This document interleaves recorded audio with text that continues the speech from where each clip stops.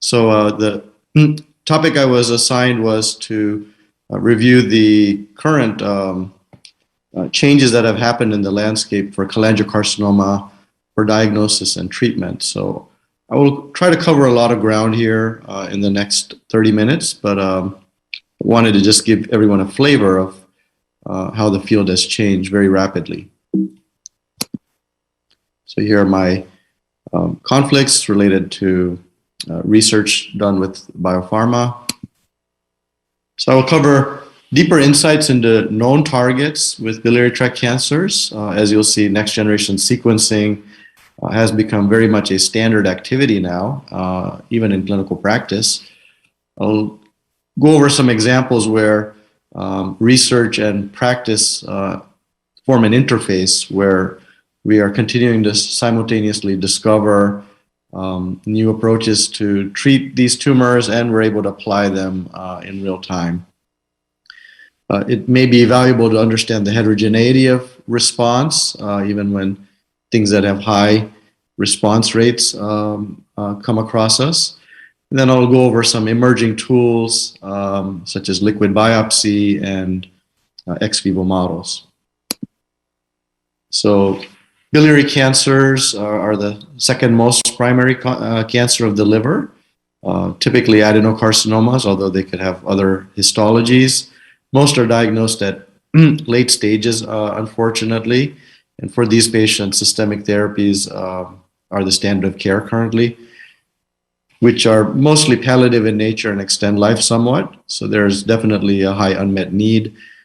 Shown on this slide are some of the etiologies such as liver flukes, metabolic syndrome, autoimmune conditions such as PSC as being the causative underpinnings of these malignancies. And while we have historically classified them by anatomical location, the new paradigm very much is a genomic molecular paradigm. And of course, it overlays on the anatomical locations to some degree as well. So when we look under our tried and trusted tools, such as the microscope, we can see that these tumors have a very complex microenvironment with tumor cells, supporting cells like stellate cells, acellular stroma, and the variability of immune cells, such as T cells or tumor-associated macrophages.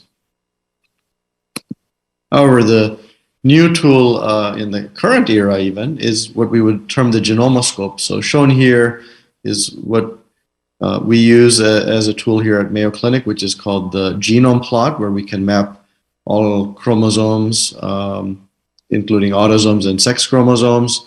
And on the Genome Plot are shown rearrangements, copy number changes, and mutations all on the same plot. And this gives a better perspective of the complexity of the genomic makeup of these tumors. So it looks similar in many instances under the microscope, but for each patient, you will see a very individual genomic profile.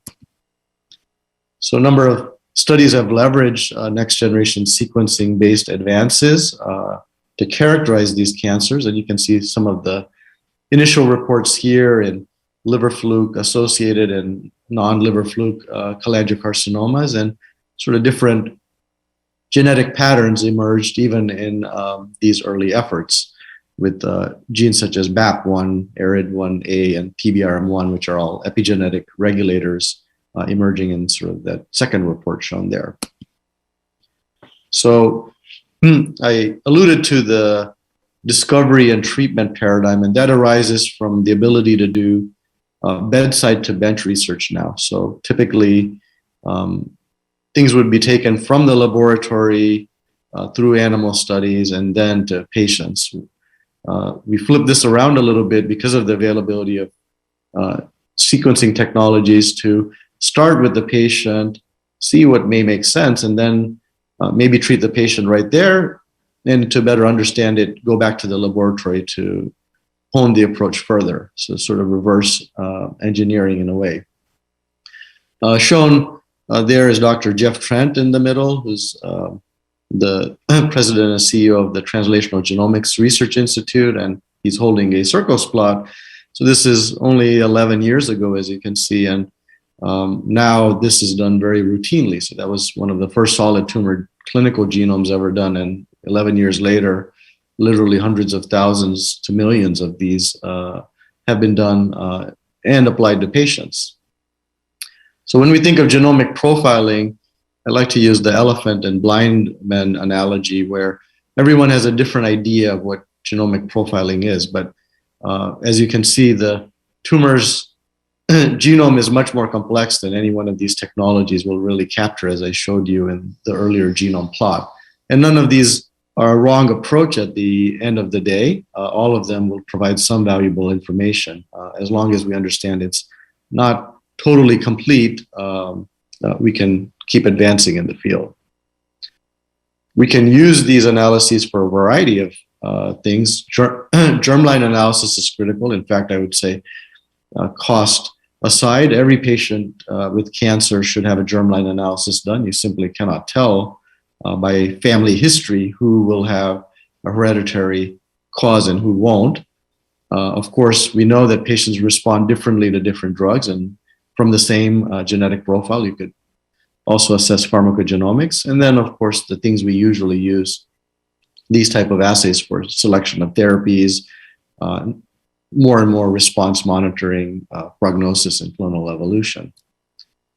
So when you have a very complex genome, it may be difficult to tell who is the driver. And when you can only give a single drug, sometimes you want to prioritize which sort of genetic alterations you go after.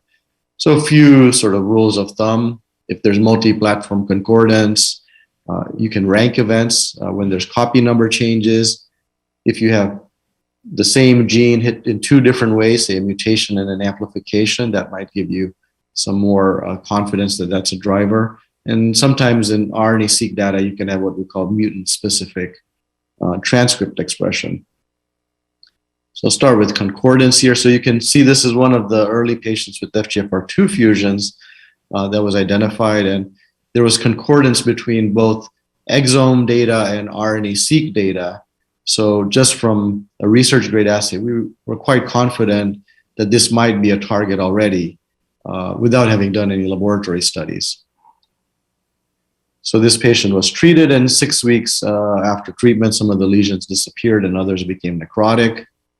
And a few more patients had similar evidence of anti-tumor activity. So we took this to build upon the discoveries, and you can see now 7 to 8 years ago, these discoveries were made, and now there's already 2 FDA-approved drugs. So very rapid trajectory from discovery to clinical practice at some level.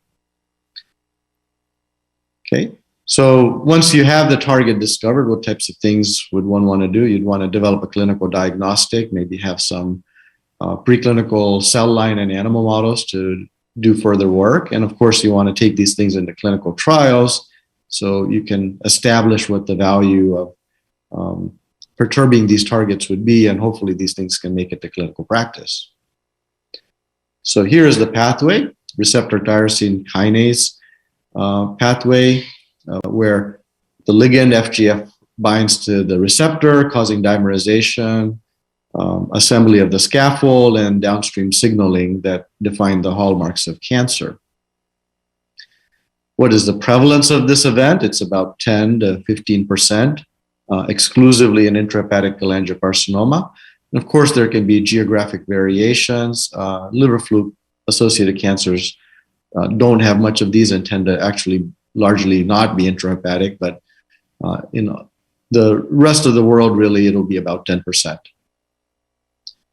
An assay can be developed besides NGS assays. So shown here is a FISH assay. And when you have the fusion, you have this breaking apart of the green and red signals there on the FISH assay. And when it's intact, you have yellow normal signals.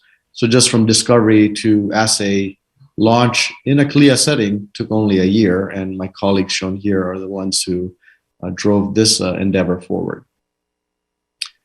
Animal models, there have been longstanding efforts at many institutions to assemble patient-derived xenograft libraries. In the past, These would be from various patients, but they would all be viewed similarly. Now with the understanding that the disease is very diverse and heterogeneous at a genetic level, characterization of these models has become very important. So in the early days when we had collected these, we collaborated with Dr. Roberts and Trudy shown here, and with RNA-seq and the FISH assay I showed you, one of the xenografts happened to be an FGFR2 fusion xenograft. So now we had a preclinical model system. Okay, and how can you use these? Well, here's a vehicle, so untreated model, and you can see that when you use an FGFR inhibitor, so the one we used at that time was ponatinib, you get anti-tumor efficacy, and this is exactly what was reflected in that patient that I showed. You can see it's not quite as good as standard treatments like gemcitabine and cisplatin, but would avoid many of the toxicities that you would get with chemotherapy. When you use more specific treatments like infigratinib shown here or davitinib shown here, they are more efficacious than ponatinib, and that has been borne out now with later studies. Infigratinib is an FDA-approved therapy as of this year.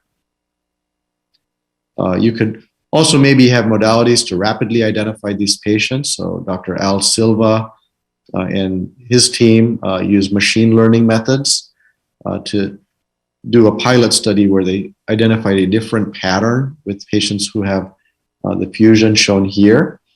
And more advanced techniques such as Fourier transform-based approaches allowed them to be even more confident in identifying patients just on imaging. Of course, this needs to be rolled out to larger groups of patients across multiple institutions, but might provide a much faster way to at least flag patients who might have these fusions. Currently, it takes 2 to 4 weeks to get sequencing data back clinically.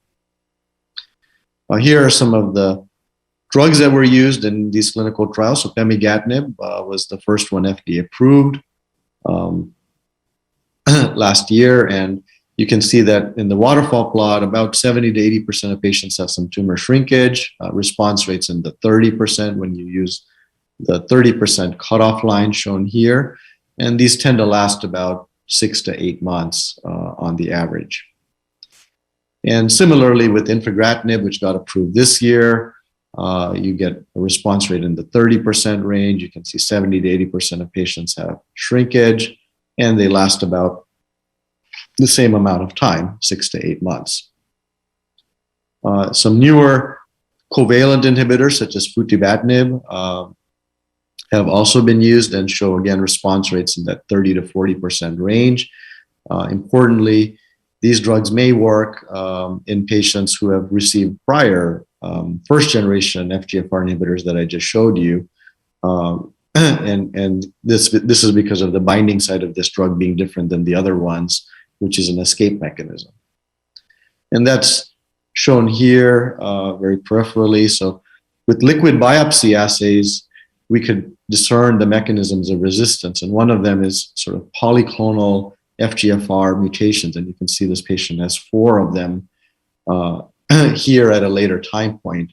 So some of these variants will not allow the drugs that were being used to bind, and this is an escape. This is a mechanism of escape. What about additional subsets for a validated target? So again, FGFR2, besides fusions, you can have mutations and amplification. So here's a patient who progressed on first-line therapy, had a mutation in F276C. Turns out that this location enhances dimerization. It's not in the kinase domains, it's in the extracellular domain. And this patient was treated with FGFR inhibitor, and you can see after a couple months there is evident tumor shrinkage. It lasted almost 6 to 8 months. And then when we went back to the lab, we were able to show that these mutations indeed cause more pathway activation. So again, the bedside to bench paradigm. Why is this important? Well, 2 to 5% of patients have these mutations and not fusions. So if the fusion frequency is 10%, you could increase your pool by almost 50%, although this is a trick of numbers here, but you don't want to miss even a single patient to benefit with available drugs. Other targets, so there's also isocitrate dehydrogenase, which is a metabolic and epigenomic target. Its partner is IDH2. IDH1 is in the cytoplasm, IDH2 is in mitochondria. Normally, these are important in the Krebs cycle. When there are mutations, you get a neometabolite called 2-hydroxyglutarate, which has epigenetic effects ultimately and leads to oncogenesis. So these are found at about 15%, mostly again in intrahepatic cholangiocarcinoma. And a study was done called the Clarity study, which randomized patients to ivosidenib, which is an IDH1 mutation-specific inhibitor, versus placebo, with crossover allowed, of course. And patients had a much longer progression-free survival on ivosidenib compared to placebo. And there was a trend towards overall survival, but because crossover was allowed, this study was not able to demonstrate it with a technique called rank-preserving structured failure time, where you would kind of model what would have happened had you not done the crossover. It was significant, but on a pure basis, it trended but didn't meet OS metric. Either way, this was felt to be efficacious enough, and ivosidenib received FDA approval as well this year. So now there are 3 drugs in cholangiocarcinoma FDA approved, when there were none specifically for the disease just a couple years ago. This is generally a very well tolerated drug with some gastrointestinal toxicities, which are typically grade 1 or 2, occasional QTc prolongation, and occasional neurological toxicity observed in other studies, not in the one we did. Mechanisms of resistance are still being elucidated, but as shown here, in this patient, at the time of progression, there was an IDH2 mutation noted. So genomic mechanisms of progression in these patients will be important to understand to make these responses more durable or develop newer approaches as we go along, just like we've done in lung cancer. Last target that I'll review here is BRAF. We know this very well in melanoma and colon cancer now. It is in the RAS-RAF-MEK-ERK pathway. And in a basket study shown here, where a lot of different tumor types with BRAF mutations were treated with the dabrafenib and trametinib combination, you can see 70 to 80% of patients in this waterfall plot having a benefit. Official RECIST response rate was almost 50%, and these lasted almost 9 months. So very, very effective therapy, I would say, in this group of patients. That alteration is at about a 5% prevalence, by the way. So shown here are some other alterations. You can see that biliary cancers are the most target-rich GI cancers. HER2, KRAS G12C, PIK3CA, other FGFR alterations, CDKN2A, MET amplifications. I would say 2/3 of patients ultimately will have a target as of today that could be intervened with. And studies will need to be done, of course, to develop the data that's robust enough for people to apply this in clinical practice. We know that patients who have microsatellite instability typically have very robust responses to therapy across most diseases. It's found at about 3 to 4% prevalence in biliary tract cancers. So if you find it, do you treat upfront or do you wait until they progress? We do see some differences in mutational patterns between various anatomical subtypes, with higher amounts noted in extrahepatic and gallbladder cancers. And we know that from a tumor agnostic perspective, we already have these antibodies available to us to apply, and that's based on the work that the Hopkins team and others had done with one of the seminal publications highlighted here. You can see that a lot of patients who had mismatch repair deficiency had deep and durable responses. You can see that the responses occur and then last a long time. This group also included some biliary tract cancer patients. So here's a patient who didn't get standard therapy because he refused it, and we gave him pembrolizumab, and you can see that this whole tumor burden is literally gone 7 months after treatment, and he remains this way 3 years later. Here's another young patient who had microsatellite instability, who had a large tumor here, was treated, but literally had no response and developed additional lesions. So we still have a way to go to understand who responds and who doesn't, even in these markers where we think we have things nailed. Immunotherapy is, of course, an emerging paradigm, and the investigators at the NCI have been doing studies where they make personalized T-cell therapies for patients. And here's, of course, the most famous example in the biliary tract cancer world, where a patient with an ERBB2 IP mutation received personalized cell therapy and had responses on 2 occasions. This patient, to this day, over a decade later, remains in remission. So clearly there's a very promising opportunity here if we can understand it well enough. Liquid biopsies currently do most of our sequencing on tissue. As we go further and further, I think we'll end up doing both, and we'll do liquid biopsy on repeated occasions. And we might be able to get the data sooner, of course, with liquid biopsy because it's just a blood sample. So it's fast, it's not as invasive, you can do it serially, and because it's a representation of the pool of mutations from various locations, it might be better representation of heterogeneity. You can use it beyond just target assessment. You might be able to use it also for defining response. I think RECIST will be a thing of the past in the coming years.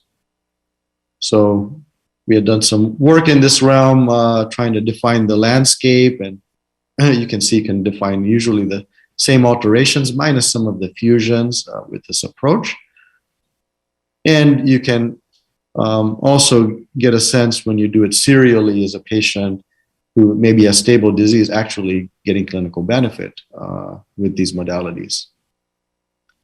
So here are all the uses that I listed. Of course, in addition to those, you also have minimal residual disease and early detection as things that will happen in this space. I'll close by going over preclinical predictive model systems. So there's organoids as shown here.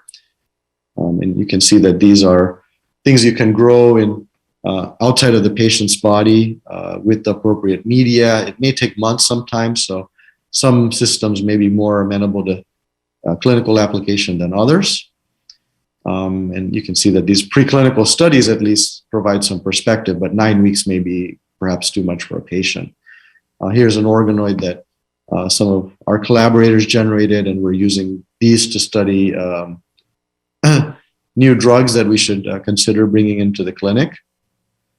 And we are doing some work where there's a patient-friendlier approach called ex vivo, where we take the patient's tissue, sequence it, and in parallel also do real-time testing on what we call 3D microcancers, and then take that data back to the patient once we've figured out what drugs might be the best to use.